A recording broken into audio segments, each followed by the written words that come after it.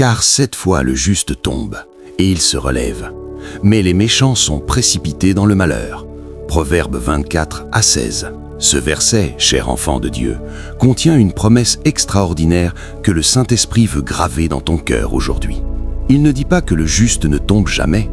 Il ne dit pas que celui qui marche avec Dieu est à l'abri des épreuves, des échecs ou des moments de faiblesse. Non, la parole de Dieu est claire et honnête. Le juste tombe, 7 fois même, ce qui dans la symbolique biblique représente la totalité, la plénitude. Autrement dit, le juste peut tomber encore et encore. Mais voici la différence fondamentale, voici le secret qui change tout. Il se relève, toujours, inévitablement. Parce que celui qui le relève n'est pas sa propre force, mais la main puissante du Dieu Tout-Puissant. Peut-être que tu écoutes ce message aujourd'hui et que tu te sens exactement dans cette position. Tu es à terre, tu as l'impression d'avoir tout perdu, ta santé t'a lâché, ton mariage s'est effondré, tes finances sont en ruine, tes rêves se sont brisés, tes prières semblent rebondir contre le plafond. Tu as fait des erreurs, peut-être même des péchés graves dont tu as honte. Tu t'es éloigné de Dieu et maintenant tu te demandes s'il veut encore de toi. Tu regardes ta vie et tu ne vois que des décombres, des morceaux éparpillés de ce qui était autrefois des espoirs, des projets, des certitudes. L'ennemi de ton âme, le diable, te murmure à l'oreille que c'est fini, que tu ne te relèveras jamais, que cette chute est définitive, que Dieu t'a abandonné, que tu mérites ce qui t'arrive, que tu es trop brisé pour être réparé, trop sale pour être purifié, trop loin pour être ramené. Ces mensonges, car ce sont des mensonges, tournent en boucle dans ta tête comme une chanson lugubre qui ne veut pas s'arrêter. Et plus tu les écoutes, plus tu t'enfonces dans le désespoir, plus tu perds la force même de lever les yeux vers le ciel. Mais aujourd'hui, le Seigneur lui-même se penche vers toi. Il descend jusqu'à l'endroit où tu es tombé.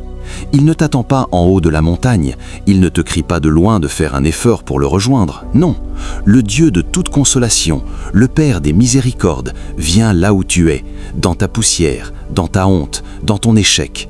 Et il te dit ces paroles que le prophète Michée a proclamées il y a des millénaires. « Ne te réjouis pas à mon sujet, mon ennemi, car si je suis tombé, je me relèverai. Si je suis assise dans les ténèbres, l'Éternel sera ma lumière. » Entends-tu ce que l'Esprit de Dieu déclare sur ta vie aujourd'hui? Ton ennemi, Satan, ne doit pas se réjouir. Sa victoire est temporaire. Son triomphe est illusoire, car tu vas te relever.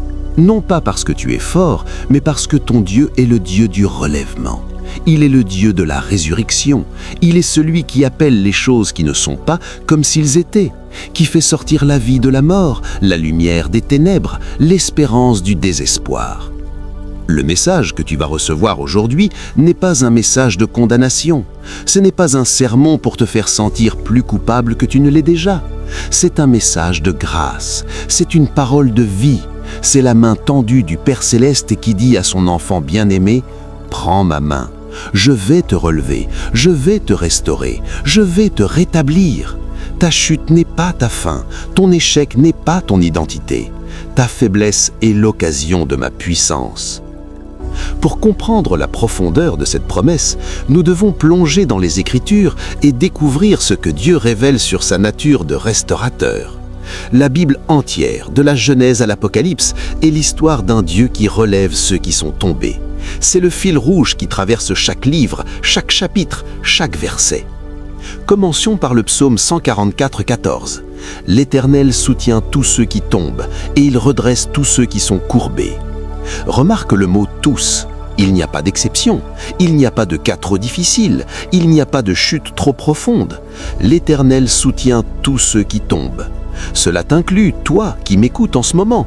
Peu importe comment tu es tombé, peu importe pourquoi tu es tombé, peu importe combien de fois tu es tombé. Le Dieu qui ne ment pas a déclaré qu'il soutient ceux qui tombent. Et ce qu'il dit, il le fait. Le psaume 37, 23, 24 ajoute « L'Éternel affermit les pas de l'homme, et il prend plaisir à sa voix. S'il tombe, il n'est pas terrassé, car l'Éternel lui prend la main. » Quelle image puissante! Quand tu trébuches, quand tu tombes, tu n'es pas complètement terrassé parce que l'Éternel lui-même saisit ta main. Imagine la scène. Tu chutes, mais au milieu de ta chute, une main forte et aimante attrape la tienne et t'empêche de t'écraser complètement. Cette main, c'est celle de ton Père céleste. Il ne te laissera jamais tomber au point de ne plus pouvoir te relever. Dans Ésaïe 41, verset 10, Dieu lui-même prend la parole. « Ne crains rien, car je suis avec toi. Ne promène pas des regards inquiets, car je suis ton Dieu. Je te fortifie, je viens à ton secours, je te soutiens de ma droite triomphante. » Le Dieu de l'univers s'engage personnellement.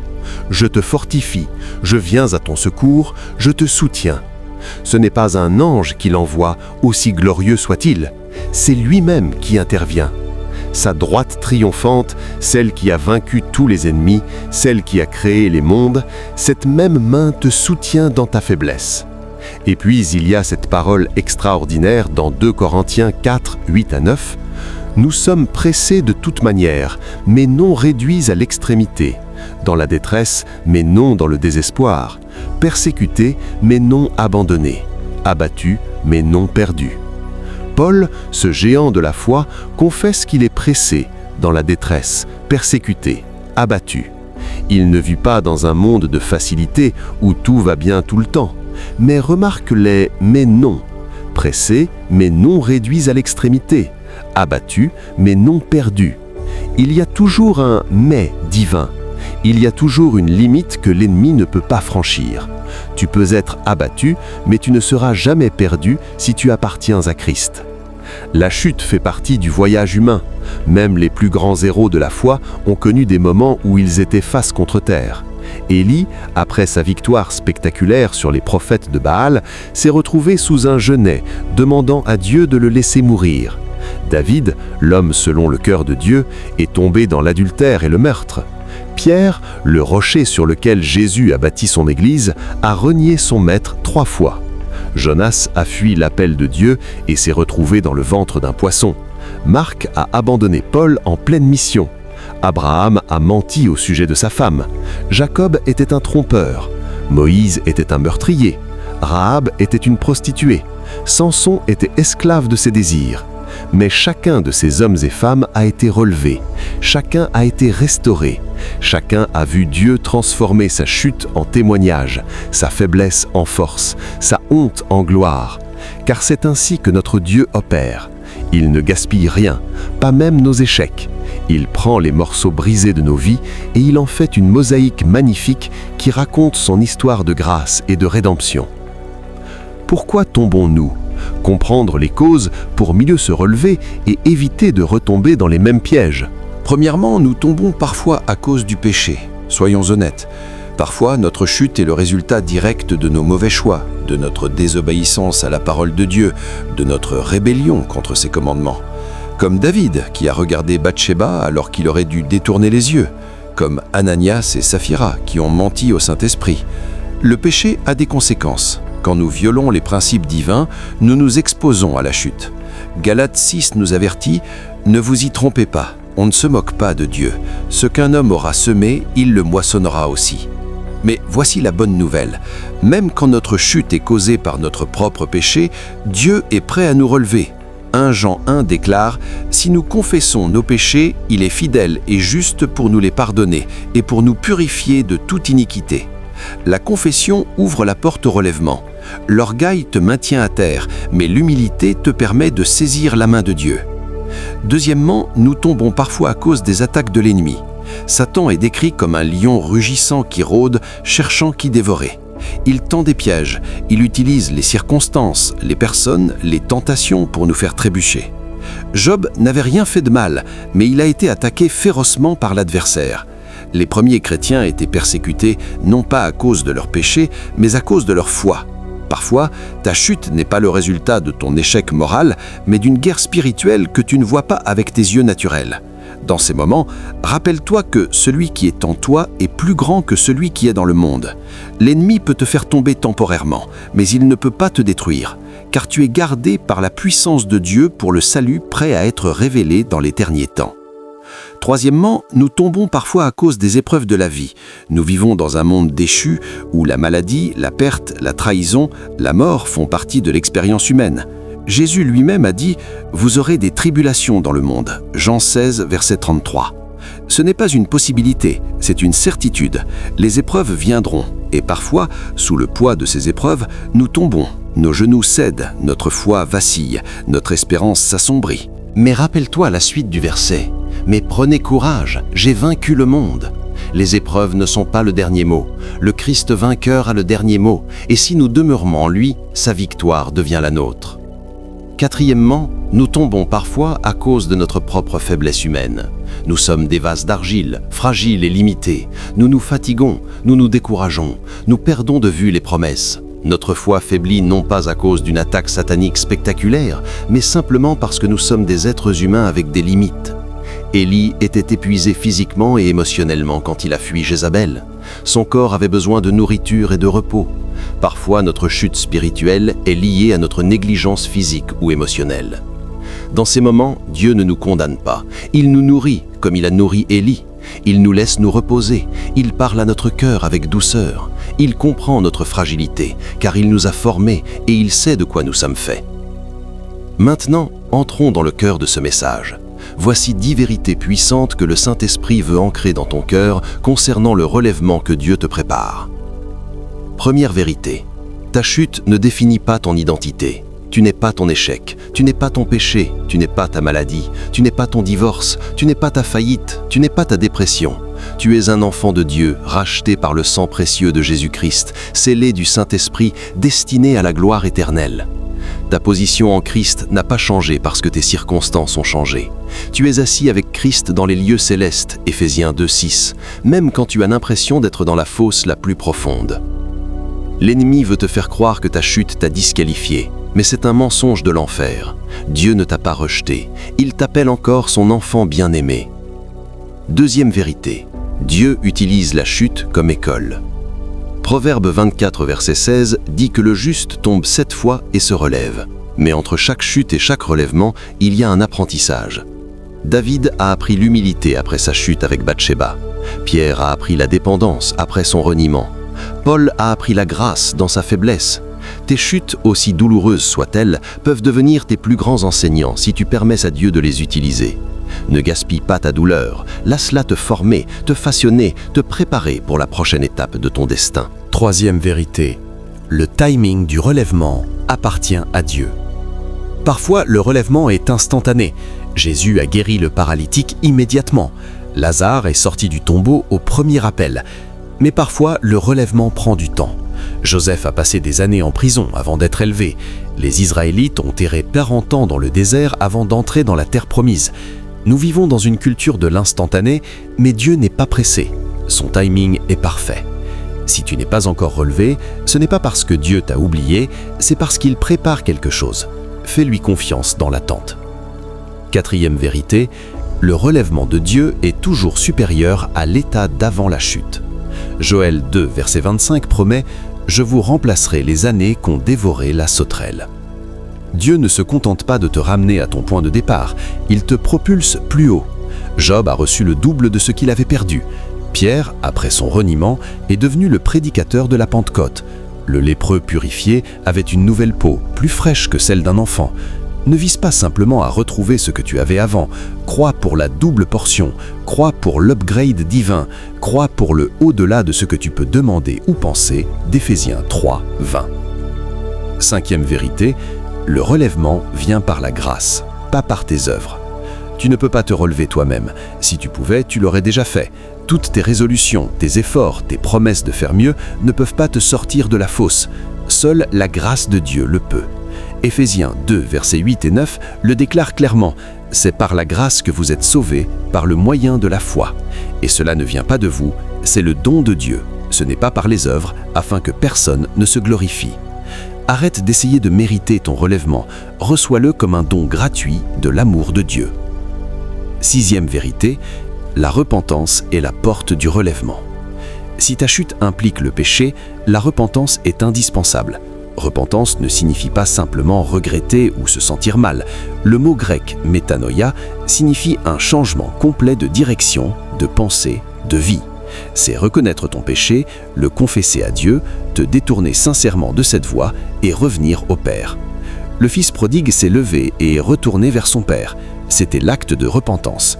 Et comment le père l'a-t-il accueilli? Pas avec reproche, mais avec le meilleur vêtement, un anneau, des sandales et un festin. C'est ainsi que ton Père céleste t'attend. 7e vérité, le relèvement implique de pardonner aux autres et à toi-même. Parfois, nous restons à terre non pas parce que Dieu ne veut pas nous relever, mais parce que nous refusons de lâcher l'amertume, la rancune, la colère. Peut-être que quelqu'un t'a fait du mal, peut-être que tu as été trahi, abandonné, abusé.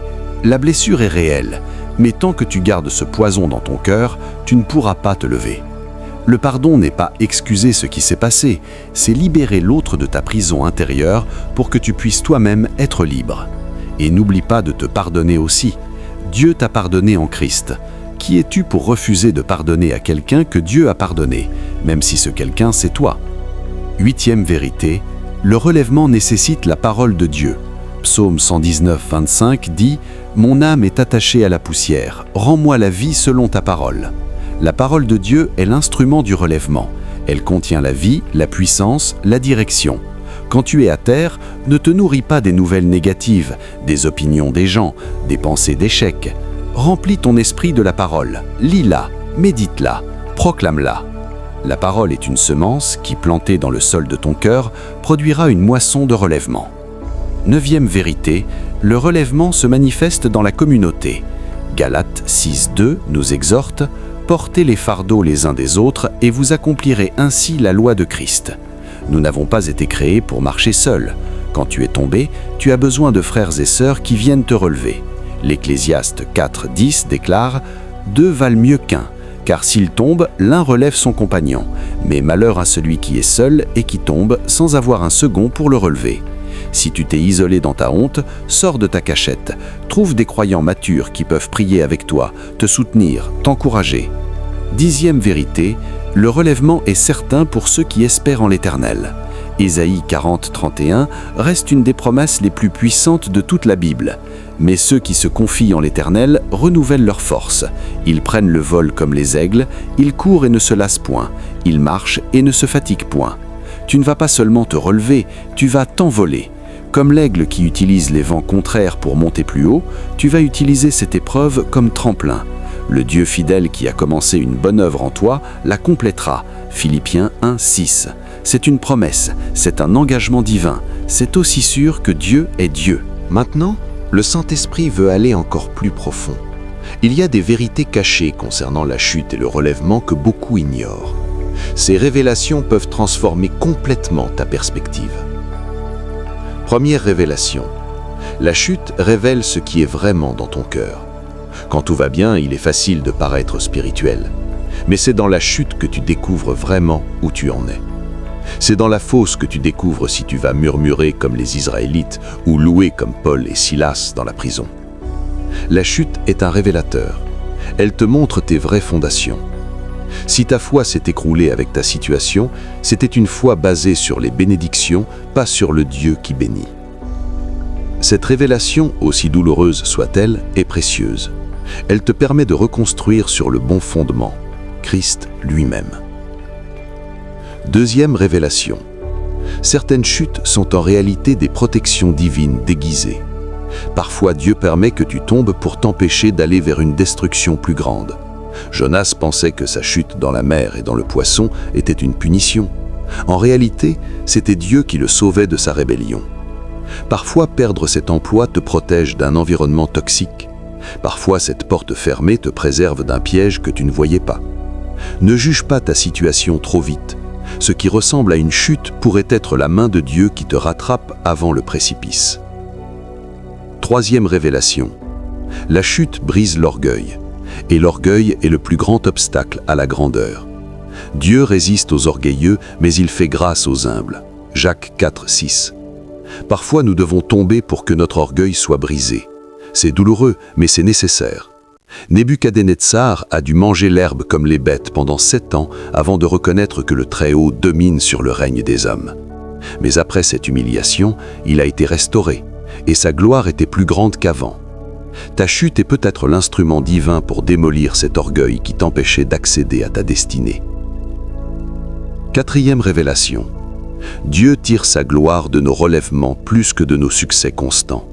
Quand tout va bien pour toi, les gens peuvent penser que c'est naturel, normal, mérité. Mais quand ils te voient tomber au plus bas et te relever par la puissance de Dieu, ils ne peuvent que reconnaître l'intervention divine. Lazare mort et ressuscité est un témoignage plus puissant que Lazare simplement guéri d'un rhume. Le paralytique qui marche est un miracle plus visible que celui qui n'a jamais eu de problème de jambes. Dieu va tirer une gloire immense de ton relèvement. Des gens qui t'ont vu tomber vont être témoins de ta restauration et glorifier le Dieu des miracles. 5e révélation. Le diable ne t'attaque pas parce que tu es faible, mais parce que tu es une menace. Réfléchis un instant. Satan a mieux à faire que de s'acharner sur quelqu'un d'insignifiant. S'il investit tant d'énergie à te faire tomber, c'est parce qu'il voit quelque chose en toi qui le terrifie. Il voit le potentiel, il voit l'onction, il voit l'appel. Il veut te neutraliser avant que tu ne te lèves dans la plénitude de ta destinée. Mais voici la bonne nouvelle. Son acharnement même est la preuve de ta valeur. S'il ne te craignait pas, il t'ignorerait. Ta chute n'est pas la preuve de ton insignifiance, mais de ta menace contre le royaume des ténèbres. Comment appliquer concrètement ces vérités dans ta vie? Voici des étapes pratiques que le Saint-Esprit t'invite à suivre. Premièrement, arrête de te cacher. Adam et Ève se sont cachés après leur chute. C'est la réaction naturelle. Mais c'est aussi la pire chose à faire. Quand tu te caches, tu t'isoles de l'aide de Dieu et des autres. Viens à la lumière. Confesse ta situation, que ce soit à Dieu seul dans la prière ou à un frère, une sœur de confiance, un pasteur. Jacques 5,16 dit « Confessez donc vos péchés les uns aux autres et priez les uns pour les autres afin que vous soyez guéris. » La guérison commence par la confession. Sors de ta cachette. Deuxièmement, refuse la honte paralysante. Il y a une différence entre la conviction du Saint-Esprit et la condamnation de Satan. La conviction te pousse vers Dieu. Elle te montre ton péché, mais aussi le remède en Christ. Elle produit la repentance et l'espérance. La condamnation, elle, te pousse loin de Dieu. Elle te dit que tu es irréparable, impardonnable, fini. Elle produit le désespoir et l'isolement. Romains 8,1 déclare « Il n'y a donc maintenant aucune condamnation pour ceux qui sont en Jésus-Christ. » Rejette la honte paralysante. Accepte la conviction qui mène à la vie. Troisièmement, fais le premier pas, même petit. Le fils prodigue a dû se lever et marcher vers la maison du Père. Il ne pouvait pas être porté magiquement. Il devait faire le premier pas. Peut-être que ce premier pas pour toi est de rouvrir ta Bible. Peut-être que c'est de retourner à l'église. Peut-être que c'est de décrocher le téléphone et d'appeler ce pasteur ou cet ami. Peut-être que c'est de t'agenouiller et de prier pour la première fois depuis des mois. Fais le premier pas. Dieu fera les 9 autres. Mais tu dois initier le mouvement. Quatrièmement, proclame ta foi, même si tu ne la sens pas. La foi n'est pas un sentiment. C'est une décision. C'est une proclamation. Romains 10,17 dit que la foi vient de ce qu'on entend. Commence à proclamer à haute voix les promesses de Dieu sur ta vie. Déclare « Je suis plus que vainqueur par celui qui m'a aimé. Mon Dieu me relèvera. Rien ne peut me séparer de l'amour de Christ. Le plan de Dieu pour moi est un plan de paix, et non de malheur, pour me donner un avenir et une espérance. » Tes paroles sont des semences. Ce que tu proclames, tu le récoltes. Parle vie sur ta situation. Cinquièmement, environne-toi de la présence de Dieu.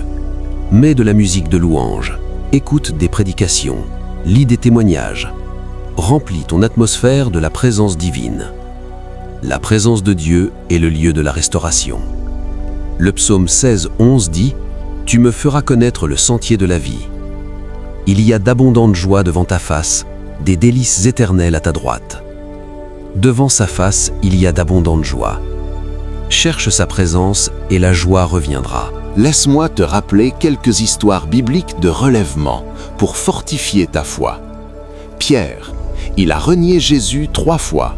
Il a juré avec serment ne pas le connaître. Il a abandonné son maître à l'heure la plus critique.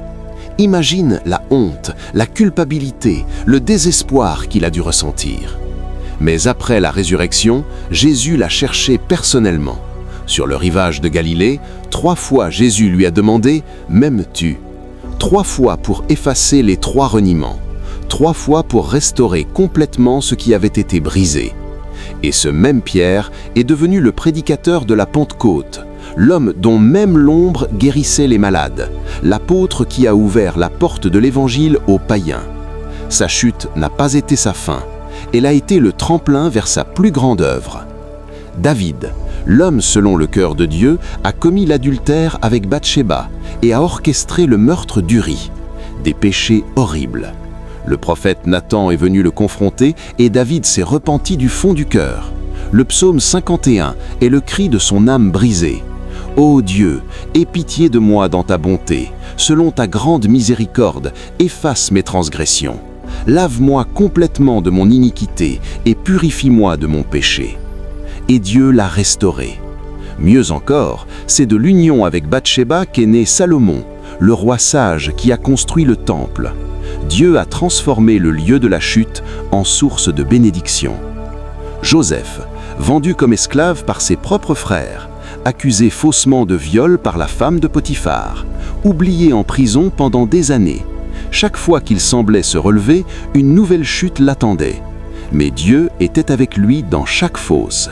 Et au temps fixé, en un jour, il est passé de la prison au palais, de prisonnier à premier ministre de l'Égypte.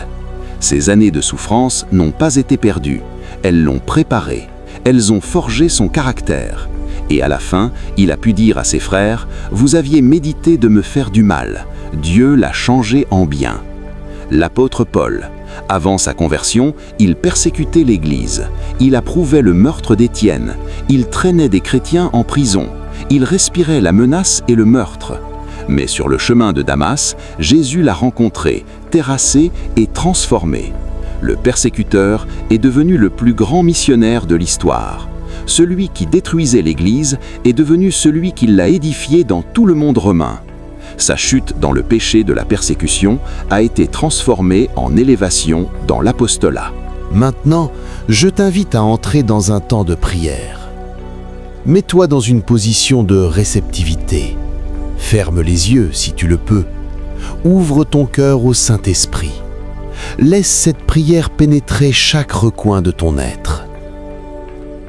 Père céleste, au nom puissant de Jésus-Christ, je viens devant ton trône de grâce en ce moment. Tu vois chaque personne qui écoute ce message.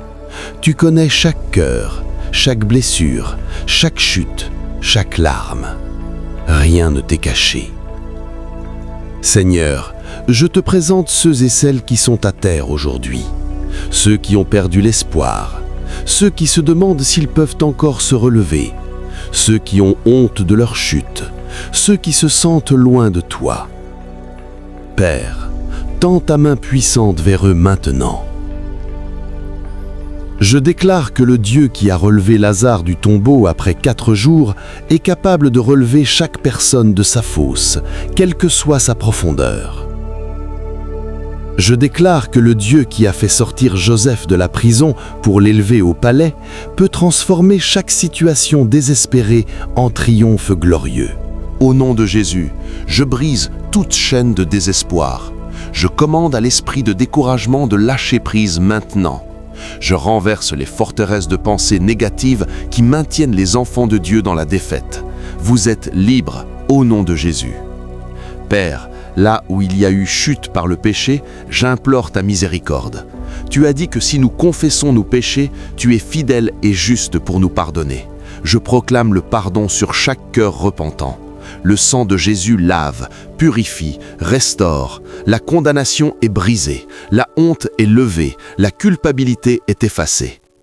Là où il y a eu chute par l'attaque de l'ennemi, je déclare la victoire de Christ. Satan, tu es un ennemi vaincu. Tu n'as aucun pouvoir sur les enfants de Dieu. La croix t'a désarmé. Le sang de l'agneau t'a vaincu. Nous te résistons au nom de Jésus et tu dois fuir. Là où il y a eu chute par les épreuves de la vie, Père, je demande ta consolation. Tu es le Dieu de toute consolation. Tu sais ce que c'est que de souffrir. Ton Fils a été homme de douleur, habitué à la souffrance. Envoie ton esprit consolateur sur chaque cœur brisé. Guéris les blessures, sèche les larmes, restaure la joie. Je prophétise sur chaque vie représentée ici aujourd'hui. Je déclare que tu vas te lever. Tu vas te lever plus fort qu'avant. Tu vas te lever avec une onction nouvelle. Tu vas te lever avec un témoignage puissant. Tu vas te lever pour accomplir tout ce que Dieu a préparé pour toi. Car ainsi parle l'Éternel. Voici, je fais une chose nouvelle. Ne la voyez-vous pas?